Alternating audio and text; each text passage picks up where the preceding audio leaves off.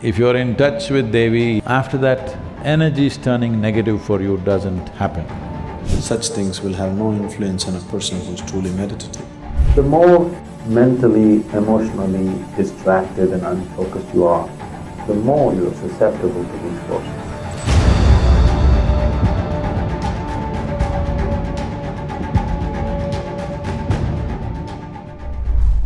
There are people manipulating energies to cause harm to somebody. People can even cause death like this. In certain parts of India, it's very prevalent. One Veda among the 4 Vedas, the Atharvana Veda, is dedicated to this, as to how to manipulate energy for your well-being in somebody's situation.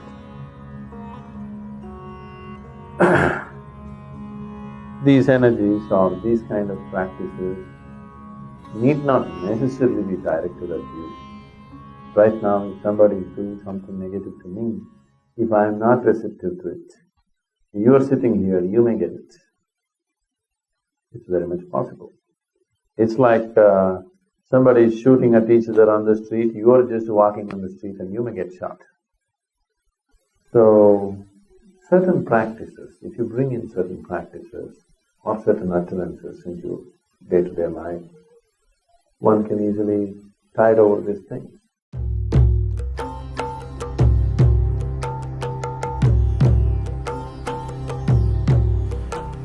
Rudraksh as a seed, this tree mainly grows at certain altitude. Somewhere between 6,500 to 12,000 altitude is where Rudraksh grows in the Himalayan region. And it has very unique vibrations. So person who is constantly traveling wears a Rudraksh so that he has a cocoon of his own energy, that the outside energies does not disturb him. He has a… we call this a kavacha. You know what's a kavacha? It's more like a cocoon. It's a cocoon of your own energy. Wherever you go, you have your private bedroom going with you. It travels with you wherever you go. For people who are in family and social situations, the best thing to wear is always the fire-faced Rudraksh. It is best that it is given to you by somebody who knows what it is. Simply buying it off the shelf from in some shop and wearing it is not a good thing. Normally, the Rudraksh that you find here is always sourced through… there are families who have been dealing with Rudraksh for thousands of years, the same family. They hold it as a sacred duty, it's not just business for them. There's another seed called Bhadraksh, which grows extensively in the northern plains of India, which is a poisonous seed, which looks exactly like this. And especially for the Western tourists in India, now we are making very nice plastic Rudraksh which looks wonderful, better than this, but it's plastic Rudraksh, okay? So, it is best that it is always taken through a known source, otherwise all kinds of things will come.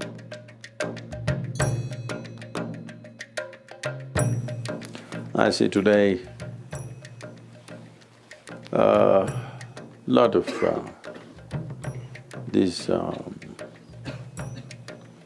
for lack of vocabulary, I'm saying, this new age type of people, they're all wearing metal rings on their thumb. See, if you put a metal ring on your thumb, you will inevitably draw certain negative forces towards you. It does not mean you will be necessarily possessed, but you will trip and fall for nothing, all kinds of things will happen, everything goes wrong. Simple things. I don't know if you've met people or you have been one of them at some time, where when things start going wrong, they go wrong in a series, serial trippings, not one or two, simply it keeps happening, everything and everything goes wrong from small things to big things, simply because they would have attracted certain dimensions of energy which is not conducive for doing anything in the world, but it could be conducive to do something else. Only those who want to do occult practices would wear a ring on the thumb. But today, either out of ignorance or fashion, once you put metal on the thumb, you're inviting this.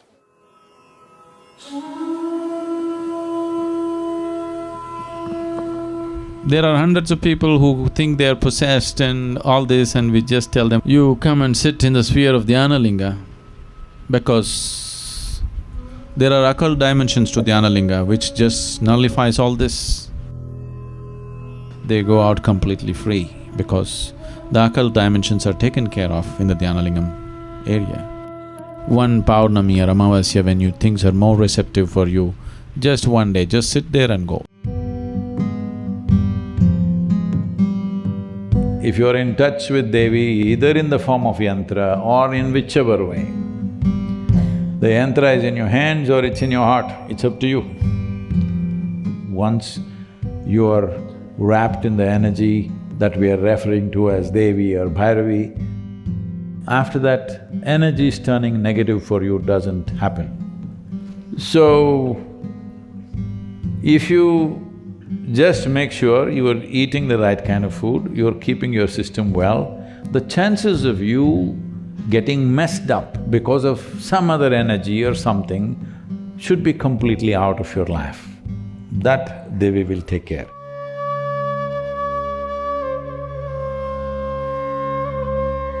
If you're truly meditative, don't even bother about occult. Such things will have no influence on a person who's truly meditative. If you know at least a little bit of silence in you, at least few moments of silence in you in a day, you don't worry about occult.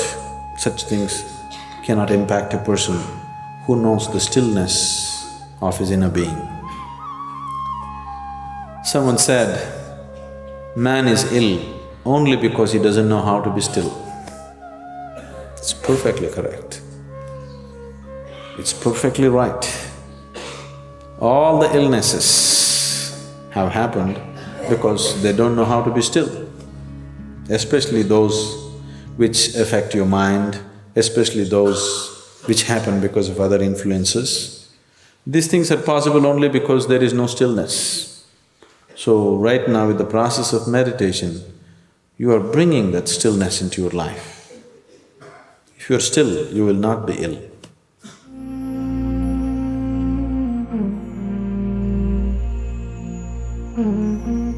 Above all, keeping yourself. The more mentally, emotionally distracted and unfocused you are, the more you're susceptible to these forces. If you are in a certain level of focus and determination, you will see these things they may be like a small road, a bump in the road, they won't be a crash. But if you're in a certain level of destabilization in your emotion and mind, it could lead to a crash.